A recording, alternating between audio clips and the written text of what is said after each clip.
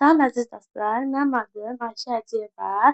Mən Laçın rayonu Qazi Kətam Orta Məktəbin 7A sinif şagirdiyəm.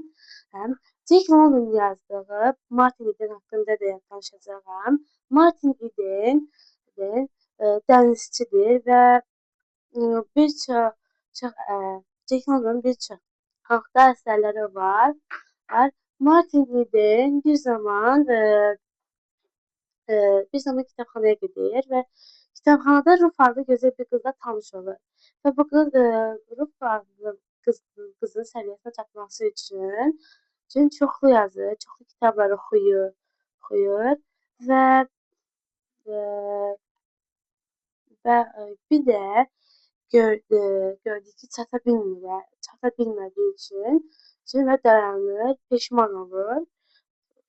Mən bu kitabı oxuduğuma görə özümdə çox dəyişiklik hiss etdim və bildim ki, əgər bir işin arxasınca gedən zamanı düşünməliyik ki, hansı bir işə gedəndə düşünməliyik ki, bu necə olacaq, necə etməliyik, ona görə fikirləşməliyik ki, peşman olmayaq.